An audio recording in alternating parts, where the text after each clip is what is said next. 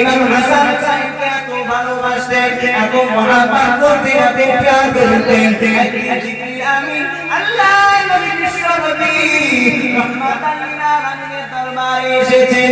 অমন্ত অবস্থায় এক কোণে ইমাম হাসান বসে আছেন, অপর কোণে আল্লাহ নবী বিশ্ব নবী রহমাতাল লিল আলামিনের সন্তান ইব্রাহিম বসে আছে। জিবরিল আলাইহিস সালাম বললেন, ইয়া রাসূলুল্লাহ হাবিবাল্লাহ হুজুর, আপনাকে জীবনের মধ্যে যাকে হোক আল্লাহর রাস্তায় কুরবানি করতে হবে। জিবরিল আমিন এসে বলছে, ইয়া রাসূলুল্লাহ হাবিবাল্লাহ হুজুর, আপনাকে এই দুজনের মধ্যে যাকে হোক আল্লাহর রাস্তায় কুরবানি করতে হবে, হয় ইব্রাহিমকে না হলে হাসানকে।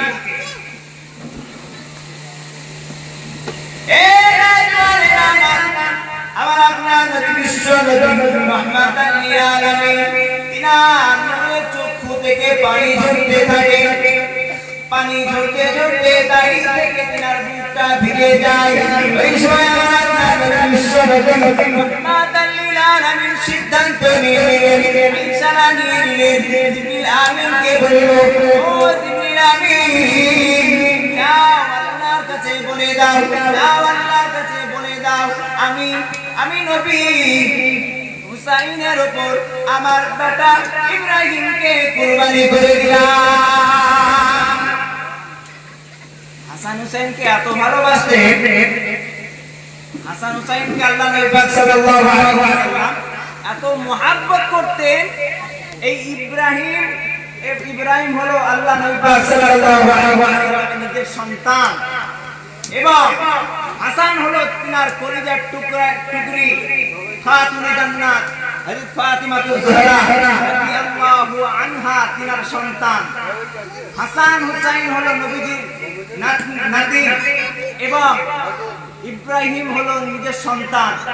কিন্তু আল্লাহ রাসূল সাল্লাল্লাহু আলাইহি ওয়াসাল্লাম এত মুহাব্বত করতেন, এত ভালোবাসতেন হাসান হুসাইনকে, এবং আল্লাহ নবী সাল্লাল্লাহু আলাইহি ওয়াসাল্লাম তিনি ভাবছেন যে ইব্রাহিম তো আমার নিজের সন্তান, তো এর প্রতি আমার ভালোবাসা কম নাই, আর হাসান তো আমার কলিজার টুকরানি ফাতিমাতুজ জোহরা রাদিয়াল্লাহু তাআলা আনহার সন্তান, ইও তো আমি একে কম ভালোবাসি না। আল্লাহ রাসূল সাল্লাল্লাহু আলাইহি ওয়াসাল্লাম মনে মনে বললেন যে আমি তো হাসানকে ছাড়া থাকতে পারবো না, এবং ইব্রাহিমকে ছাড়াও থাকতে পারবো না। রাসূল আমার সিদ্ধান্ত করলেন যে আজকের দিনে আমি হুসাইনের জন্য আমি ইব্রাহিমকে আল্লাহর রাস্তায় কুরবানি করে দিলাম। সুবহানাল্লাহ। এত মুহাব্বত করতেন, আর আমরা প্রেম ভালোবাসা হিন্দুদের জমিনে, হিন্দুদের ঝাড়া পড়া বেদিনদের জায়গায় আমাদের ইমাম হাসান হোসেনের ভালোবাসা লাগায় প্রেম জায়গা। আরে বেটা, ইমাম হাসান হোসেন তো শহীদ হয়েছিল ইসলামের জন্য, ইসলামের জন্য শহীদ হয়েছিল। সত্যিকারে ইমাম হাসান হোসেনকে ভালোবাসা লাগো, তাহলে ওই একটা বেদিনকে ইসলামের দাওয়াত দিতে শহীদ হন, দেখি তোমার কত ভালোবাসা।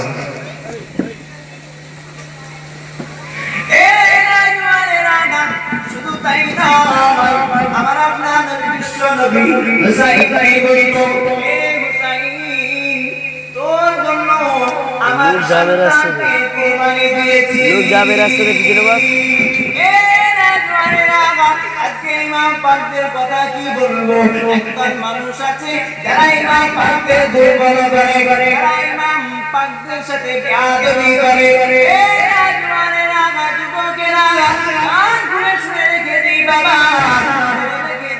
আমি যেমন সবাই বলছি, এর মধ্যে হাজার হাজার মানুষ আছে, এর মধ্যে হাজার হাজার মানুষ আছে, এর মধ্যে এজিদেরও দল আছে, আছে না? এজিদেরও দল, যারা এজিদকে সাপোর্ট করে। মুসলমান ভাইরা, আপনারা আমার কথার দিকে খেয়াল করেন, দেখবেন যে ইনশাআল্লাহ আপনাদের বোঝার চেষ্টা করব। আমি ইতিহাস বলবো কারবালার, দেখবেন তার সাথে সাথে আজকের এই ভারতবর্ষের জমিনে যেই জিনিসগুলো ঘটছে দেখবেন বেরিয়ে যাচ্ছে। এটা মনোযোগ সহকারে শুনুন। এর মধ্যে, যে আমি যে আপনাদের সম্মুখে বললাম, যে ইমাম পাকদের কথা কি বলবো, একদল মানুষ আছে যারা ইমাম পাকদের দুর্বল করে, যারা ইমাম পাকদের সাথে বেয়াদবি করে। এই রাজওয়ানের রাজা, আজকে ইমাম পাকদের দুর্বল করে, এই রাজওয়ানের রাজা, শুধু তাই নয়, যে ইমাম হাসান হুসাইনকে আল্লাহ পাক সাল্লাল্লাহু আলাইহি ওয়াসাল্লাম কত ভালোবাসতেন, আপনার দিলটা খুশি হয় না? খুশি হয়। কিন্তু এর মধ্যেও কিছু মানুষ আছে যে তারা বলে যে কি হবে শুনে ইমাম হাসান হুসাইনের কথা, কি হবে, এরকম মানুষ আছে। মুসলমান ভাইরা আমার কানগুলো শুনে রেখে দিন।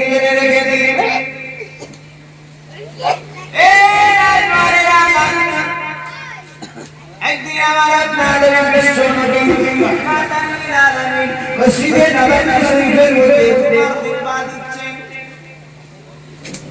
জুমার খুতবা দিতে এমন অবস্থায় দেখতে পাই ইমাম হাসান হুসাইন মদিনার মসজিদে নববী শরীফের মধ্যে জুমার সময় দুই ভাই মসজিদে প্রবেশ করেছে। আল্লাহ নবী পাক সাল্লাল্লাহু আলাইহি ওয়াসাল্লাম যখনই তাদের দুই ভাইয়ের দিকে নিজের চোখটা পড়ল, নবী আমার বাটা বন্ধ করে দিয়ে নবী আমার নাতিকে নিয়ে কোলে নিলেন, তাদের কপালের মধ্যে চুমু দিলেন। চুমু দেওয়ার পরে নবী আমার ওই হাসান হুসাইনকে হুসাইনকে নিয়ে মিম্বারের উপরে বসিয়ে দিয়ে নবী আমার আবার খুতবা দিতে শুরু করলেন। খুতবা দেওয়া হওয়ার পরে এরপর নামাজ শুরু করলেন। আল্লাহ নবী আবার নামাজ পড়াচ্ছেন এমন তো অবস্থায় যখন সিজদার মধ্যে চলে যায়, নবী আমার যখন সিজদার মধ্যে চলে যায়, ইমাম হাসান হুসাইন নবীজির পিঠ মুবারকে উঠে পড়ে। উঠে নাই, নবী পাক সাল্লাল্লাহু আলাইহি ওয়াসাল্লামের চুলটাকে শক্ত করে ধরে দুই ভাই মিলে নবীজির পিঠের উপর খেলা করতে শুরু করে। এ রাজমানেরা দুই ভাই মিলে হাসান এবং হুসাইন দুই ভাই মিলে নবীর পিঠের উপর খেলা শুরু করে। অনেকক্ষণ হয়ে যায়, নবী আমার সিজদা থেকে ওঠে না। সাহাবারা বড় চিন্তার মধ্যে পড়ে গেলেন, হয়তো কোনো দুশমন আজকের দিনে আমার নবীর উপর হয়তো কোনো ক্ষতি করে দিয়েছে। সাহাবারা বড় চিন্তায় পড়ে গেলেন। এক সাহাবা বলতে লাগলেন, আমি নিজের চোখটাকে নিয়ে যখন রাসূলের দিকে তাকাই আমি বড় অবাক হয়ে যাই। আমি দেখতে পেলাম আমার আপনার নবী দো জাহানের বাদশাহ হাবিবুল্লাহ, ওনার কাঁধের মধ্যে ইমাম হাসান এবং হুসাইন বসে আছে। নবীজি নামাজ পড়াচ্ছেন, ইমাম হাসান এবং হুসাইন দুই ভাই মিলে নবীর পিঠের উপরে বসে দুই ভাই মিলে ঘোড়া খেলছে। আর নবী আমার সিজদা থেকে উঠছে না, কারণ ইমাম হাসান হুসাইনকে আমার আপনার নবী এত মহব্বত করতেন, এত ভালোবাসতেন। যদি আমি নবী যদি সিজদা থেকে উঠি তাহলে এরা দুই ভাই পড়ে যাবে, এদের ব্যথা লাগবে। নবী আমার এত মহব্বত করতেন, এত ভালোবাসতেন। সাহাবা বলতে লাগলো, আমি রাসূলুল্লাহ সাল্লাল্লাহু আলাইহি ওয়াসাল্লাম যখন এতক্ষণ লম্বা সিজদা হয়ে যাচ্ছে, কারণ রাসূল আমার কোনোদিন এত লম্বা সিজদা হয় না, কারণ এখন শুধু যুবকরা নামাজ পড়ে না, যুবক এবং বৃদ্ধা দুইজনেই নামাজ পড়ে। অনেকজনে আছে যারা বেসুকুন রুকু করতে পারে না, অনেকজন আছে যারা বেসুকুন সিজদা করতে পারে না, অনেক মানুষ আছে যাদের ইস্তেনজার শিকায়েত আছে, যাদের ইস্তেনজা বেরিয়ে যায় নামাজ হারাম।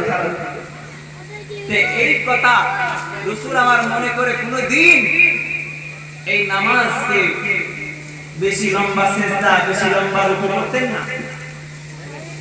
কারণ প্রত্যেকটা মানুষের অসুবিধা বুঝতে হবে আমাকে। আমি যদি ইমাম হয় আমাকে সকলের অসুবিধা বুঝতে হবে, তাহলে আমি পরিপূর্ণ ইমামতি করতে পারবো।